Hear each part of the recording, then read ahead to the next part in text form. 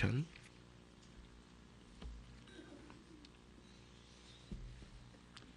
시편 65편 1절로 4절까지만 보겠습니다.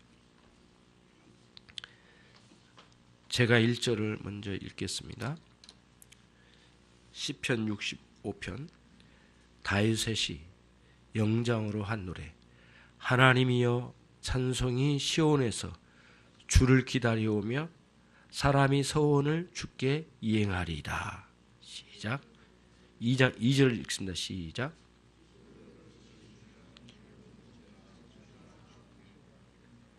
죄악이 나를 이기었사오니 우리의 죄과를 주께서 사하시리이다.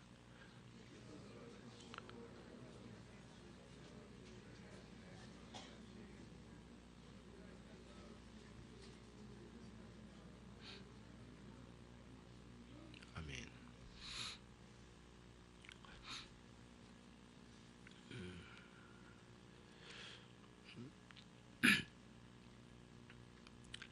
우리는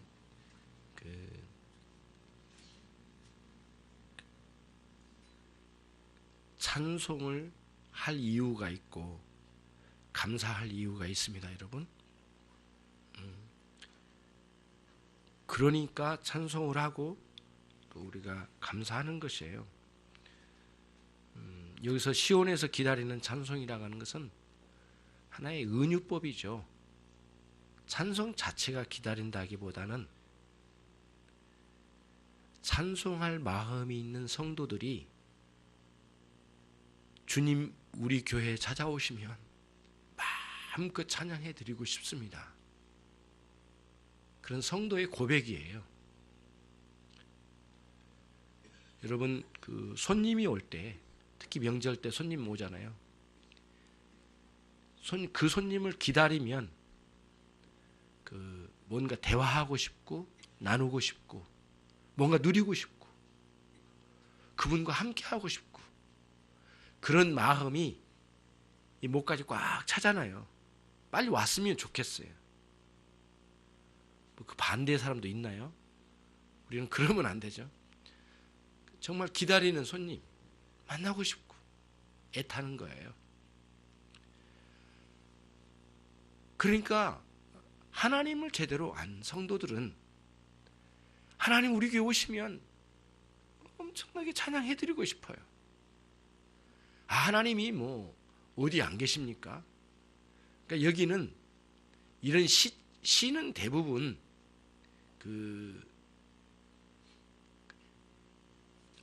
인간의 감정을 하나님께도 그렇게 똑같이 갖고 계신 건 아니지만 신인 동정론이라고 하는 원리를 가지고 설명한 거예요. 하나님 우리를 위하여 우시옵소서, 우리를 위하여 기뻐하시옵소서. 이런 감정들의 표현은 하나님의 사랑이 내 안에 들어왔을 때 표현을 하고 싶은데 그 하나님 보이지 않으신 하나님이 영으로 존재하신 분이에요. 물론 그분이 지성과 정서와 의지적인 부분을 가지고 계신 인격체로 존재하시는데 우리가 하나님은 그 지성과 정서와 의지 전체를 다 알 수 없잖아요. 그럼 우리 하나님은 섬겨요. 그 하나님이 우리를 향하여 사랑을 베풀어 주셨어요.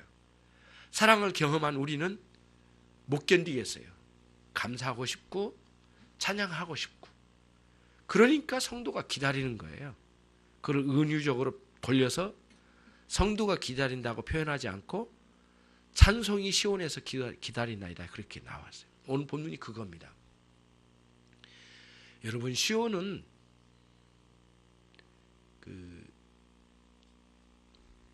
예루살렘의 이게 동남쪽에 있는 작은 언덕이에요. 시온산이.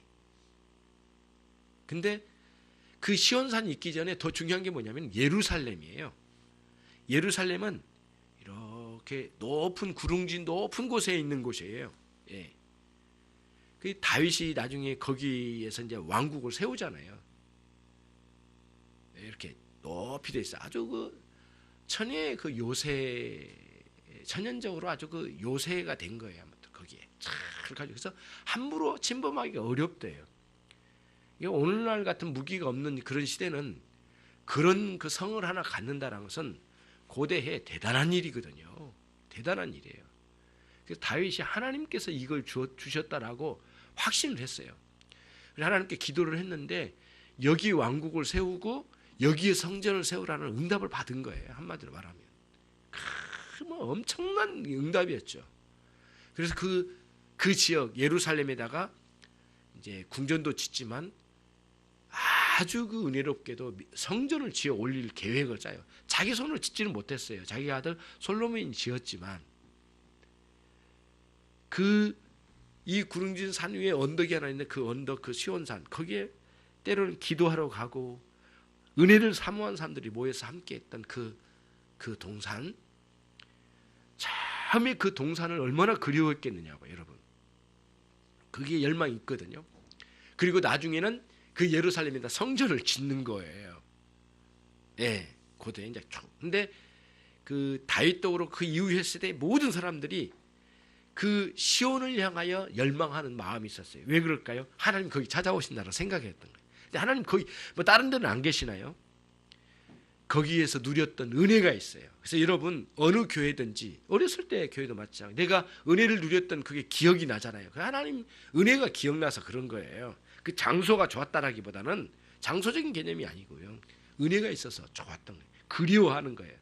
그래서 사람들은, 고대의 이스라엘 사람들은 시온 하면은 은혜의 하나님이 함께 하시던 그곳, 이런 의미가 있고, 그 다음에 예루살렘이라는 의미까지 있어요. 그냥 작은 동산 그 시온산 말고요. 예루살렘 전체를 시온이라고 아예 이렇게 이름을 바꿔서 불러요. 그리고 넓게는 유대 나라의 모든 나라를 시온이라고 아예 치는 거예요. 오늘날로 말하면 교회예요. 교회. 여러분들에게 있어서는 교회는 어떤 곳입니까? 시험 들어가지고 너무 가슴 아프게 한 곳? 그러면 안 되죠. 예, 해결이 돼야 되죠. 예. 헌금을 많이 강조한 그런 곳? 아우 짜증난 곳. 교회 그런 곳입니까? 그래서는 안 되죠. 있어서는 안 될 일이죠. 항상 주님 만나서 너무 기쁘고 감사해요. 내가 좌절했을 때 예배당에 어느 곳에 앉아 홀로 하염없이 울며 기도할 때 찾아오셔서 내 마음을 위로해 주시던 그 주님이 나와 함께 하시던 그 경험이 있는 그곳, 예배당이면서 또 우리 성도들이 함께 모이던 그곳, 그리고 우리 성도들이 함께 모이는 그 모임, 그게 교회죠. 너무 감사해요. 그래서 꿈에도 그리운 곳 교회예요. 예. 여러분은 이제 배경이 어떤신지는 잘 모르니까, 다 모르니까, 저 같은 경우에는 정말 은혜가 그리울 때가 있어요. 옛날에 내가 은혜 받았던 그때, 그러면 그 교회를 한번 찾아가요.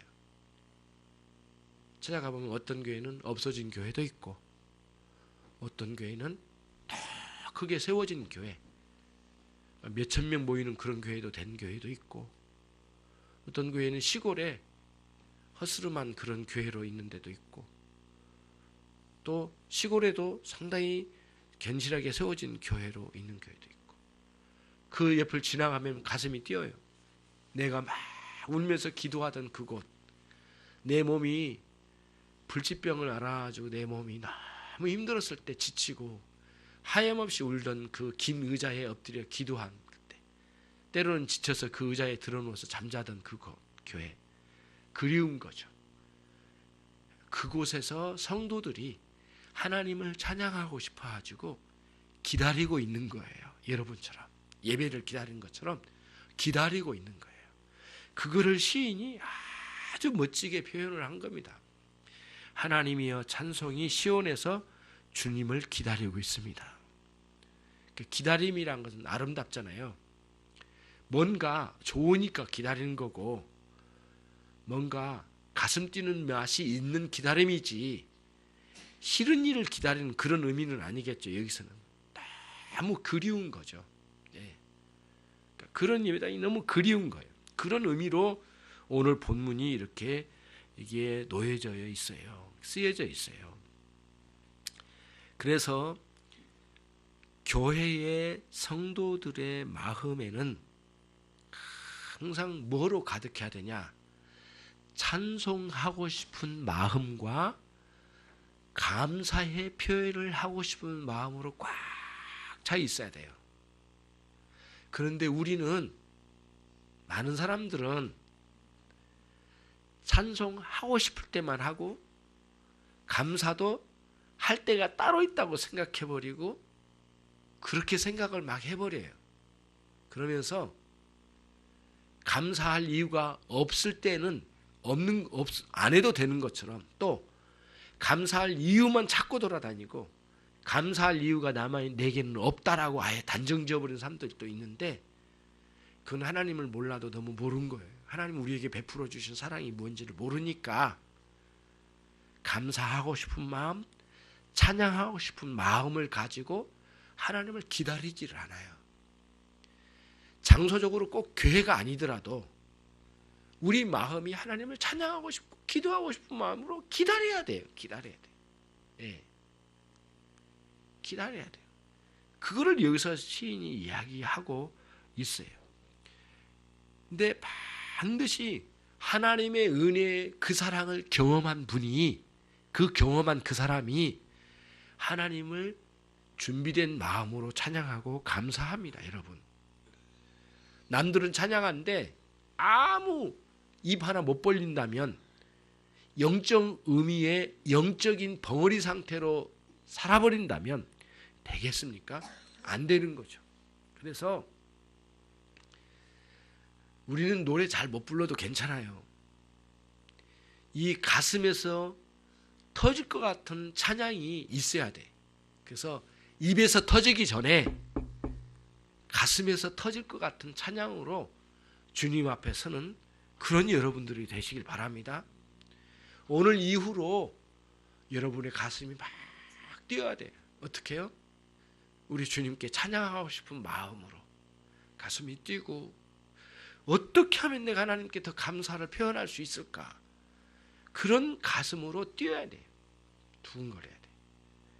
그런 마음을 품고 우리 주님을 그리워하는 사람이 돼야죠. 신앙에 있어서 그런 그리움이 없는 사람은 마음이 돌덩이 같은 사람들이요, 쇠덩이 같은 사람들이에요. 예. 여러분은 스스로를 볼 때 미워한 적 없으세요? 예. 물 한 컵 좀 드리시죠. 예. 이건 그 마음에 주님을 그리워하는 마음, 그런 그리움이 막 있어야 돼요. 그래서 기도하고 싶어서 견딜 수 없는 마음으로 이렇게 이어져 가고요, 찬양하고 싶은 마음으로 이어지고, 그 그리움이 그 다음에 그 말씀으로 찾아가고 싶은 그런 마음, 이런 것들이 우리들에게 이렇게 있어야 되겠죠. 그것이 여러분과 저에게 아주 이제 필요한 거죠. 굉장히 중요해요. 어느 기도원에 이제 금식 기도하러 갔는데 벽에다가 현수막을 하나 걸어놨더라고요. 그리움. 그래서 음자를 또 우자를 쭉 빼가지고 네모를 제일 밑에다가 이렇게 미음 받침을 밑에다 해놓고 그리움이라고 해놓고 쭉 있다. 주님을 향한 그리움에 대해서 쭉 시를 썼더라고요. 쭉 천천히 읽어보고 또 커피 마시고 또 한번 읽어보고 또 읽어보는데 마음에 싹 밀려와요. 내가 얼마나 주님을 그리워하고 있는가. 저 현수막이 이야기하고 있는 것만큼 내가 주님을 그리워하고 있는가. 예. 여러분, 이 세상을 사랑하고 돈을 사랑하는 일만 악의 뿌리가 되는 이 세상 사랑으로 우리가 그리워해야 될 주님을 향한 그리움이 다 망가졌다면 오늘 회개하십시오. 주님, 나 틀렸습니다. 이런 인생의 방식 틀렸어요, 하나님. 그리고 아니라고 부정하고 정말 주님을 그리워하는 그런 그리움이 있는 가슴을 소유한 인생으로 변화가 되는 여러분 되시길 바랍니다. 그래서 가슴이 뛰어야 돼요. 주님을 향하여 가슴이 막 뛰어야 돼요. 예. 예.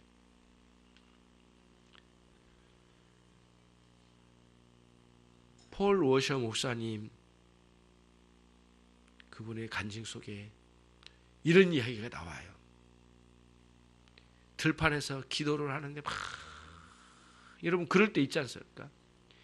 내 마음이 어찌할지 들판을 막 뛰어나간 거예요. 때가 아주 막 뛰어가면서 기도를 했대. 하나님 내 인생에 찾아오십시오. 나를 만나 주십시오. 하나님. 하나님은 어디 계십니까? 막 소리를 지르면서 하나님께 막 울부짖었대요. 기도의 표현이죠. 너무 울부짖으면서 하나님께 막 기도를 해나갔대.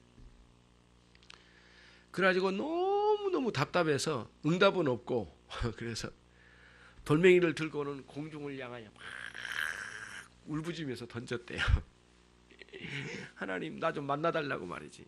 내 인생 이렇게 돼서는 안 된다고 막 돌을 던지면서 막 통곡을 하면서 하나님 막 찾았대. 하나님은 그분에게 찾아오셔서 그 인생을 변화시켜 주셔요. 폴 워셔라고 하는 분 유튜브에도 설교가 많이 나와 있죠. 그분의 설교를 자주 듣습니다. 저는 들은 설교를 자주 들어요. 또 들은 설교가 또 듣고 또 듣고 또 들어보는데 그분의 그 음성 그리고 그 설교의 파워 그리고 그 하나님을 향하여 울부짖는 그 외침이 있는 그 설교 그 속에서 막 같이 울고 같이 통곡하고 주님 찾고 그런 마음으로 설교를 들어요. 이 시대에 누가 주님을 찾는가? 없대요.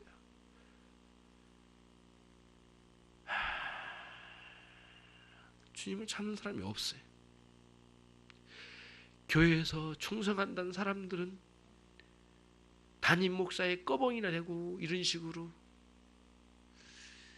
그런 식으로 하는 게 다인 줄 알고 그런 식으로 신앙생활하는 사람이 있는가 하면 주님을 찾지 않고 교회에 충성하지만 사람에게 하고 하나님은 그리워할 줄도 모르고 찾지도 않는 거예요. 그런 사람들을 향하여 부르짖는 거예요. 당신들이 뭐 하는가 말이죠. 여러분 오늘 말씀을 1, 2절을 가지고 정리를 하면 주님을 그리워한 사람들이 되어서 가시죠.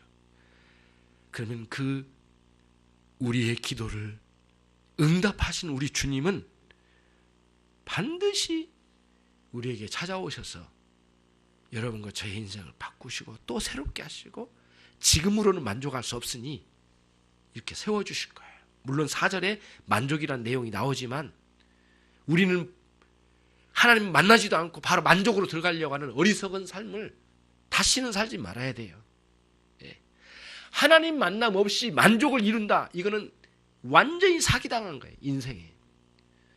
이 사기당했어라고 딱 그어버리고 말이죠. 거절을 할 줄 아는. 하나님 없이 만족 없어요. 하나님 만나지 않고 만족을 구하는 그것은 아주 잘못된 거예요. 아주 잘못된 거예요. 하나님 만나지 않고 다른 방식의 종교적인 활동으로 만족을 하려고 하는 모든 의도를 꺾는 그런 용기를 가지고 주님 만나십시오. 홀로 주님 앞에 서십시오. 그리고 주님께 울부짖으십시오. 외치십시오. 마음껏 통곡하십시오. 내 인생을 바꾸실 하나님을 여러분 반드시 만나셔야 됩니다. 왜냐하면 2절에 보면 기도를 들으실 주여 반드시 이 기도를 들어주실 거라고 하는 확신이 넘쳐나는 거예요. 그 확신으로 주님께 나가는 거예요. 그리고 모든 육체가 이렇게 했는데 그렇게 찾는 사람들은 그 모든 육체 하나님 찾지 않는 사람 말고요. 하나님 찾고 하나님 찾는 그 모든 사람들은 주님을 만나게 될 거예요. 그래서 그 확신을 가지고 주님께 튀어나가요. 히브리서 한번 가보겠습니다. 히브리서 4장 신약성경 뒤편에 히브리서 4장 16절 여러분도 잘 아시는 말씀인데 히브리서 4장 마지막 절이죠. 357쪽 신약성경 같이 한번 읽겠습니다. 그러므로 우리가 긍휼하심을 받고 때를 따라 돕는 은혜를 얻기 위하여 은혜의 보좌 앞에 담대히 나갈 것이니라. 담대히 나간다는 건 뭐냐면요, 확신으로 나간다는 뜻이에요. 거들먹거리면서 이렇게 막 하나님께 막 목 쳐들고 이렇게 나간다는 게 아니에요. 아주 겸손하지만 여기서 담대함은 그 교만한 마음의 담대함이 아니라 겸손한 마음으로 확신을 가지고 나간다는 거예요. 은혜 주실 거라 그죠. 예. 누가 감히 기도에 응답하시지 않는 하나님을 말할 수 있겠느냐고요. 누가 감히 주님은 기도를 응답하지 않으신다고 누가 말할 수 있냐고요. 누가 말하냐고요. 말해보라고요. 기도 안 했으니까 응답이 없죠. 그리고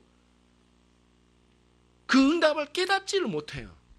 뭔지를 못해요. 왜냐하면 육적으로만 생각할 줄 아니까. 그 사람은 영적으로 못 깨달아요.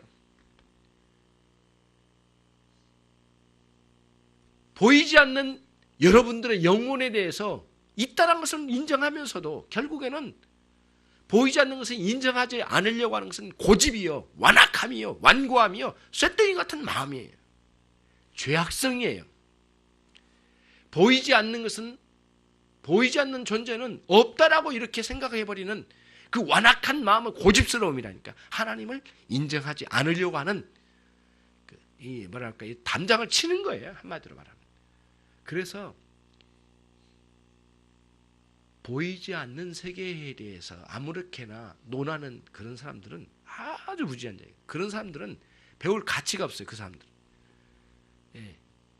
살아계신 하나님을 찾으십시오. 응답하실 하나님을 확신을 가지고 나가십시오. 응답이 안 이루어졌다고 확신이 된다면 이루어질 때까지 주님을 찾는 거예요. 그분을 신뢰하고. 그것이 우리가 가야 될 길이에요. 그래서 시인이 그런 삶을 아주 진하게 살다가 이거를 쓴 거예요. 한마디로 말하면 이걸 논하는 거예요. 하나님이여 찬송이 시온에서 주를 기다려오며 사람이 서원을 주께 드리기 이행하리이다. 그들은 반드시 그 감사를 하나님께 바쳐드릴 겁니다. 그날의 영광스러움이 있게 될 거란 거예요. 그리고 우리의 기도를 응답하신 우리 주님, 기다리셨던 우리 주님, 이제 우리 당신의 그 백성들은 모두 그 하나님께로 갈 겁니다. 우리는 하나님을 찾지 않는 사람들이 많은 가운데 살기 때문에 그게 지당한 줄 알아요. 당연한 줄 알아요. 근데 우리는 이 눈을 떼야 될 게 뭐냐면은, 그래서 성경으로 가야 되는데, 하나님을 찾는 사람 많아요. 엄청나게 많은 사람들이 하나님 찾아요. 그리고 엄청나게 많은 사람들이 하나님 만났어요. 성경 역사로부터 시작해서 쭉 기독교 역사에. 예, 그 숫자의 개념으로 우리가 말하려고 한 건 아니지만 정말 많은 사람들이 하나님을 만났다 이거예요. 왜 안 만난 인간들만 자꾸 옆에다 두고 왜 거기서 안정감을 누리냐고요. 그렇게 생각하면 안 돼요. 우리는 이제는 육적인 삶이 아니라 영적인 삶에 눈을 떠야 되죠. 하나님 만난 사람, 그 사람 정말 많은 사람들이 하나님 만났어요. 여러분 오해하지 마세요. 정말 크게 만났어요. 그리고 여러분 영의 눈을 뜨시고 하나님을 찾으십시오. 그러면 여러분 만나실 거예요.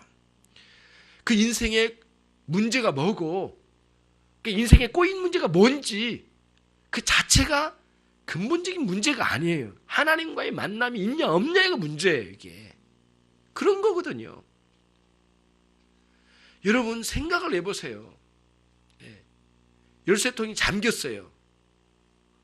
열쇠통만 보면 안 되잖아요. 열쇠를, 이 열쇠통, 이 자물쇠 이 통이 있는데 이게 잠겼단 말이에요. 지금 키를 가지고 있는 사람을 찾든가 어디 있는지를 찾아야 되잖아요. 자꾸 우리는 인생에 꼬인 자물쇠 통만 보고 키가 어디 있는지를 안 찾는 거예요. 그게 큰 문제예요. 우리 주님께서 그 열쇠통을 열 그런 키를 가지고 계신 분이에요. 그분이. 예수님을 만나요. 우리 주님 만나야죠. 예. 예. 정말 천국의 열쇠를 지니신 우리 주님, 다시 말하면 여기 이 문맥으로 보면 우리의 인생의 모든 문제를 해결하실 우리 주 예수 그리스도를, 그분을 만나십시오. 아무리 백날 자물쇠 붙잡고 어루만져도 소용없습니다. 맨날 울고 뭐 아무리 불쌍한 척 해도 소용없어요. 안 되는 건 안 되는 거예요. 그러니까 그렇게 하면 안 돼요. 그 길은 우리 길이 아니에요. 그러니까 어떻게 해요? 그 길을 가지고 계신 우리 주님을 만나십시오. 이제 핵심이에요. 자, 3절로 갑니다. 3절. 3절로 갈게요. 3절 읽으십시다. 시작. 죄악이 나를 이기었사오니 우리의 죄가를 주께서 사하시다. 예, 여러분 좀 크게 좀 읽어보세요. 예, 소리를 내서 한번 3절 같이 읽습니다. 시작.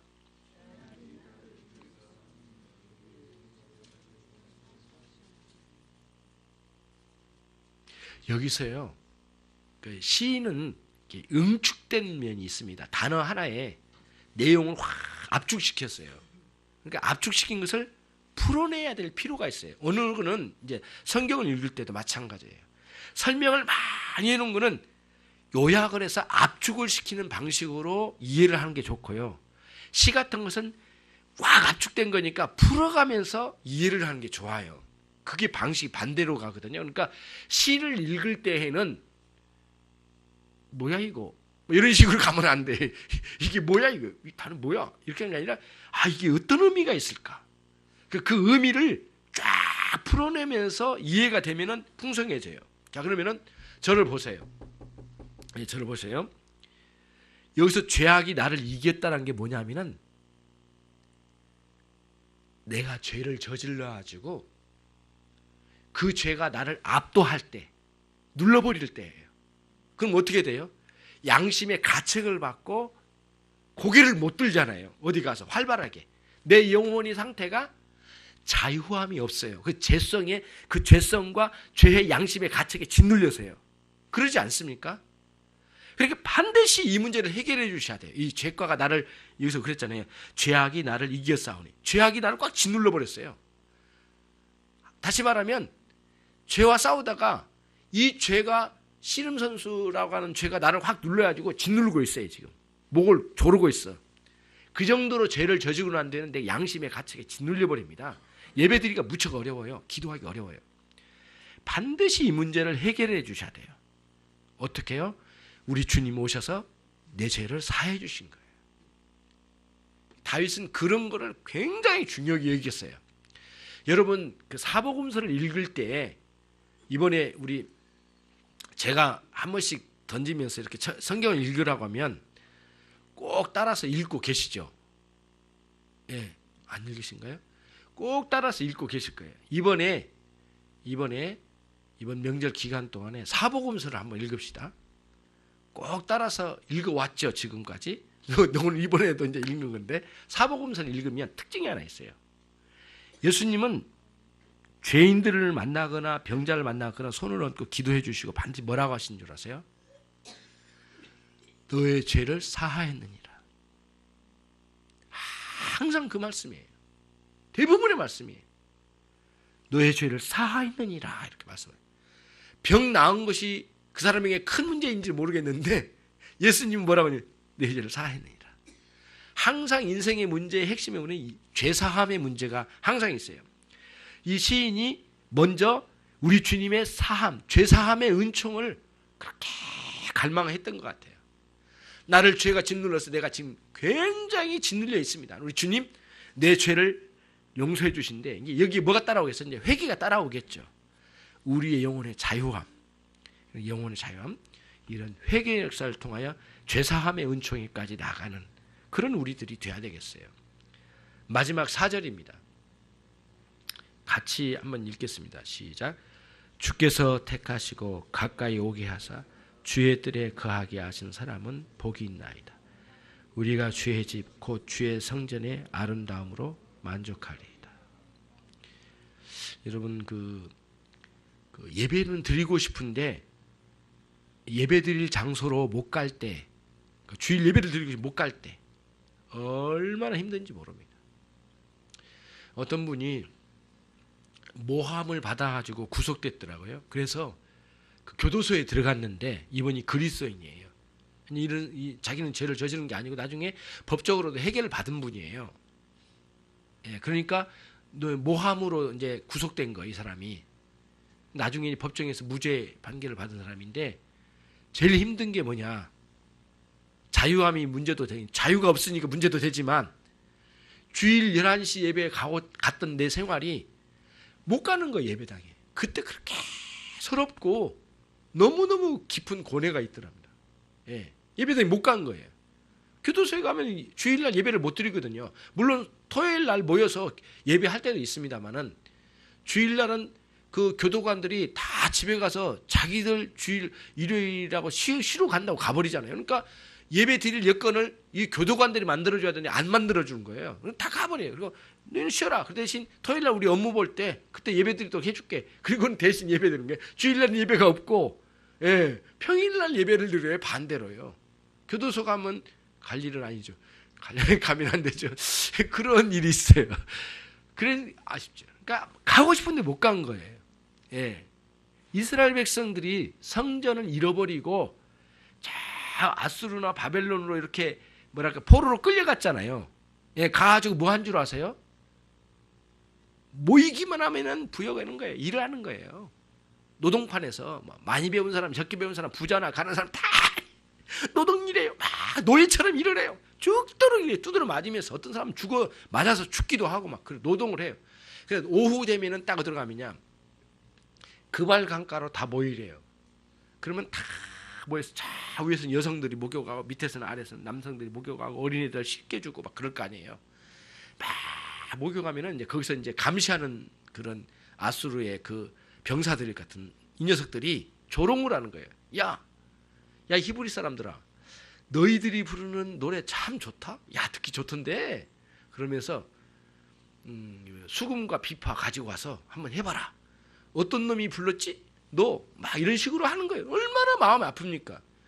예배당에서 하나님을 찬양하라고 예배하는 이 찬송가인데 조롱 섞인 거예요. 그래서 그 시편에도 기록되어 있는 것처럼 그 이스라엘 백성들이 너무 서러워가지고 예배당에서 하나님께 마음껏 기도하고, 예배당이 아니더라도 우리끼리 모여서 예배할 때 찬양하면 좋겠는데, 이 완악한 인간들이 조롱하면서 야, 한번 노래 하나 해봐라, 한 곡 좀 빼봐라, 막 이런 식으로 부르니까 너무 서러워가지고 비파와 수금을 나무에다 걸어놓고 하염없이 울었대요.